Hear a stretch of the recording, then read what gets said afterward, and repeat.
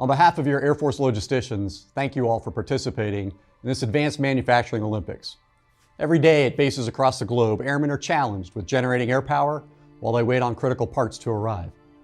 Parts plus 3 is a common production meeting phrase that describes where schedulers and production superintendents build a maintenance plan to remove and replace critical components on our aircraft. These plans often rely on MICAPs or mission-critical parts arriving days later, but hopefully just in time to support the next daily launch.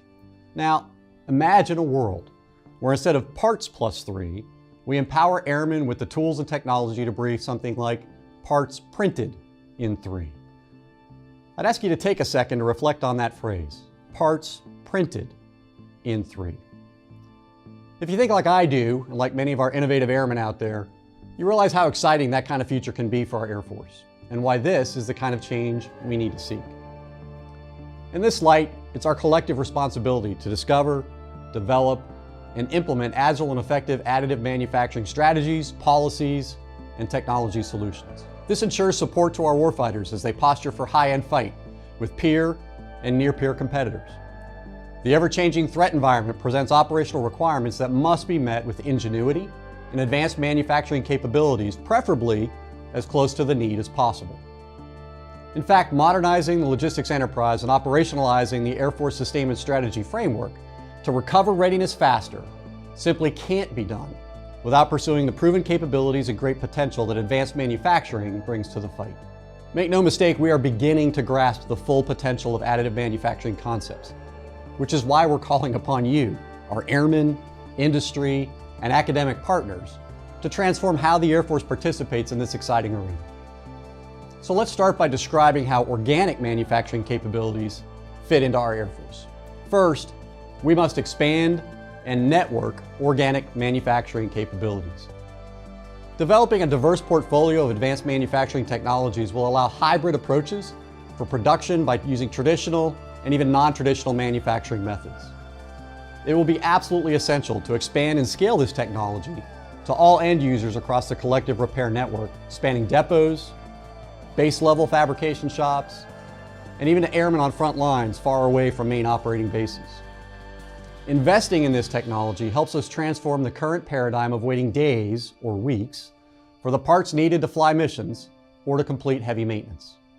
Now, within hours or even minutes, technicians can manufacture required components at the point of need, or as close as possible to the aircraft or asset that is down for those parts. Establishing this type of network will enhance mission generation by expanding repair capacity and increasing our supply resiliency.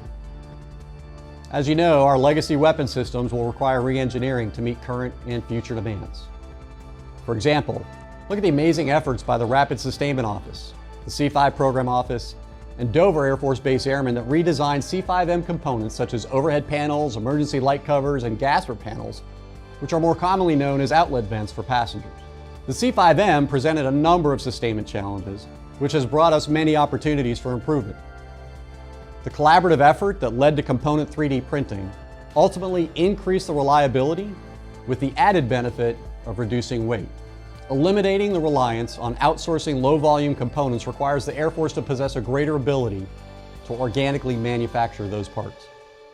Doing so can close gaps in the supply chain. It'll facilitate uninterrupted and timely delivery of combat support to the warfighter at that point of need. Advanced manufacturing will revolutionize future part design and our ability to sustain production capacity. We'll bypass current physical limitations while exploring these new technologies and all that they have to offer. It's important we diligently seek ways to rapidly implement, mitigate risks, and reduce potential failure modes. Second, digital modernization means investing in people just as much as it means investing in technology. In order for advanced manufacturing technology to be scaled across the enterprise, we have to develop a secure and effective digital distribution strategy for the warfighter to access those additive manufacturing assets. Our existing systems for hosting this technical information are antiquated at best and do not provide modern capabilities that our airmen need. The Rapid Sustainment Office is working to provide a carbon cloud database that allows for the selection of parts, and in partnership with my A4 team, a network of print sites capable of secure download, production, and delivery. This system will provide warfighters with an intuitive interface and curated database to request items via local manufacturing, even in deployed environments. Establishing this cloud-based architecture will allow for rapid integration into our evolving condition-based maintenance system, streamlining communication from the aircraft to the maintenance personnel on the ground. Similar to the F-22 and F-35 providing real-time data, adding an ability to automate manufacturing while the aircraft is returning to base can drastically change our effectiveness. And advanced manufacturing has the potential to revolutionize the future of condition-based maintenance. Taking advantage of the unique processes involved with 3D printing can allow for the application of embedding sensors to create smart parts. Measuring internal stresses by monitoring real-time data can provide multiple insights to our engineers regarding component wear, fatigue, and determination of the optimal time to act, producing truly predictive maintenance. To achieve this exciting future, we have to invest in our most valuable resource, our people. You know, one of the Special Operations Forces truths is humans are more important than hardware.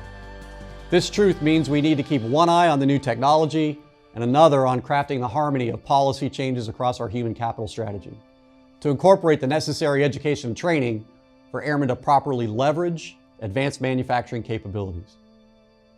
Ultimately, our goal is to update our TTPs, our tech orders, and cultural practices to change the way we think and operate.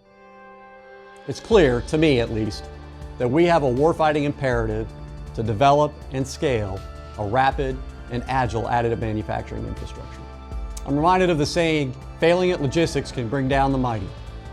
Overcoming this historical reality is our challenge for today and tomorrow, as the future battle space will most certainly be contested, and thereby challenge our existing way of operating. Thinking differently and being agile in unfamiliar environments will be fundamental to our success. Therefore, we must anticipate operating in an environment with a disrupted support network, where logistics is under attack, and where we can't always rely on a MICAP part arriving just in time. We must adapt our thinking of deploying with the right parts in our kits, just in case, into a bolder future where we deploy with the right raw materials and equipment in any case, as part of a standalone sortie production in a box package. Doing so will generate persistent logistics and enhance sortie generation efforts critical to our operational success. It's essential to leverage the full potential of additive manufacturing, providing our field units with new ways of thinking and new equipment, materials, software, and training. And of course, we have to learn from you and capitalize on industry best practices, partners like SpaceX, who have developed and proven advanced 3D printing processes that meet strict requirements for producing spaceflight components. By adopting their proven methods and best practices, we can push additive manufacturing beyond current limits and constraints in our own Air Force. We need parts printed in 3 hours, because a MICAP arriving in days won't always cut it. The time to capitalize on the promising potential of advanced manufacturing is now. So thank you once again for participating in this Olympic and very exciting event.